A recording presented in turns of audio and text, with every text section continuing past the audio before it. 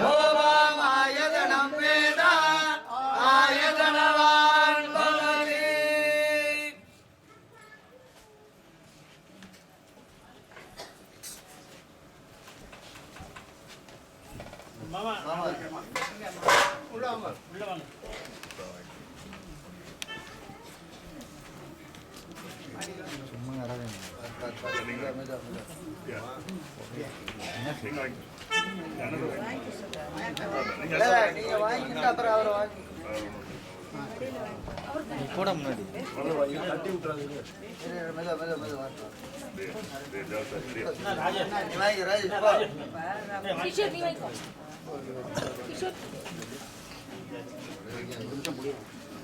நான் கொரியர் ரூம்ல பார்க்கலாம்.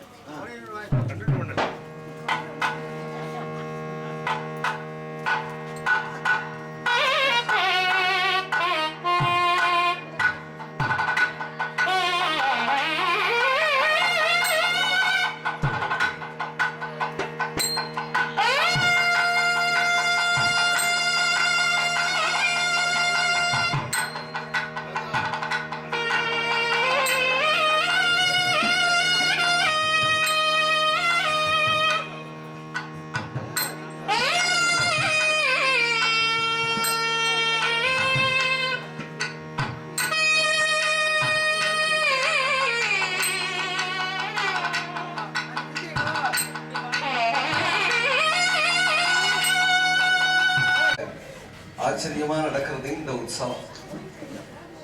இது ராதா கல்யாணம்னா கூட பஜனையா பண்ணி விடலாம்.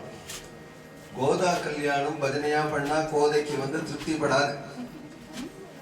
ஏன் அப்படின்னா, வாரணமாயிரம் பாசுரத்தை பார்த்தோம்னா இந்த 10 பாசுரத்திலையும் யதோக்தமான விவாகம் சொல்லியிருக்கே தவிர ராதா கல்யாணம் மாதிரி விவாகம் சொல்லல. காரணம் என்னன்னா, கோபியாக பாவிச்சென்றாலே தவிர ஸ்ரீ ஆண்டாள் பரம வைதிகனுடைய பொண்ணு ஆகும். அதனால ஏதோ ராதா கல்யாணம் மாதிரி படினா அவள் பிரசன்னமா ஆக மாட்டாள். அவளுக்கு யதோக்தமான விவாகம், வேதோக்தமான விவாகம். அவளுடைய பாடல்ல மாப்பிள்ளை அழைப்ப ஆரம்பிச்சு வாரணமாயிரம்னு ஆரம்பிச்சு எல்லா விதிகளையும் அந்த 10 பாசுரத்தை வச்சுட்டே நாம் செஞ்சு விடலாம். கைத்தலம் பற்ற கணா கண்டேன் தோழினான் பாணி கிரகணத்தை சொல்றார். அம்மி மிதிக்க கணா கண்டேன் தோழினான், பொறி முகந்தட்ட கணா கண்டேன் தோழினான் என்று வைதிகமான எல்லா பிரக்கிரியைகளையும் சொல்லியிருக்கும் பொழுது வைதிகமான முறையில இந்த திருக்கல்யாணம் நடந்தது. ரொம்ப சந்தோஷம், பார்க்கறதுக்கும் ரொம்ப மனசுக்கு ரம்யமா இருக்கு. இது நம்ம மட்டும் இல்லை, இது மாதிரி யாருமே அடிக்கடி எங்கேயுமே இந்த திருக்கல்யாணம் பண்றதுக்கு ஒரு வழிகாட்டியாக அமைஞ்சு வருது. இனிமே அங்கங்க எப்படி திருமலையிலேருந்து எம்பெருமான் ஸ்ரீனிவாசன் திருக்கல்யாணம் பண்ணிக்கிறாரோ அது போல நம்முடைய அழகிய மணவாளனும் திருக்கல்யாணம் பண்ணிக்கணும்னு சங்கல்பிச்சுட்டாரோன்னு தோன்றது எனக்கு. ஆனா இந்த வாரணமாயிரம் பாசுரத்தினுடைய கடைசியில ஒரு பலஸ்ருதி, இந்த திருக்கல்யாணத்துக்கு பலஸ்ருதி சொல்றாள் ஸ்ரீ ஆண்டாள். வாயும் நன் மக்களை பெற்று மகிழ்வரே அப்படின்னு ஒரு கடின பலஸ்ருதி. நம்முடைய வரத பட்டருக்கு பேரன் பிறக்கணும் என்று இதுக்கு அர்த்தம். அதனால பெருமாள் இடத்துல அதை நல்ல ஒரு சந்தர்ப்பத்துல பெருமாள் இடத்துல பிரார்த்திச்சுன்னுட்டேன். பரம்பரையாக திருவாராதன கைங்கரியம் பண்றதுக்கு ஒரு சந்ததி ஏற்படணும் என்று வாஸ்தவமா நினைச்சு அந்த குழந்தைகளை ஆசீர்வதிக்கிறேன். மேலும் மேலும் பக்தர்கள் எல்லாம் இந்த உற்சவத்தை அங்கங்க நடத்தினேன்னா லோகமே க்ஷேமமா இருக்கும். எங்களுக்கெல்லாம் ஒரு பெரிய பாக்கியம். ஏன்னா அண்ணா ரங்கராஜ பட்டராத்துல அவர் அந்த காலத்தை சத்தாம் கதை பண்ணுச்சு. எங்களுக்கெல்லாம் ரொம்ப பூரிப்பாக இருக்கும்.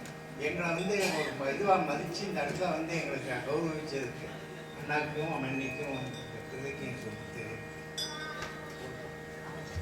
நான் குறையொன்று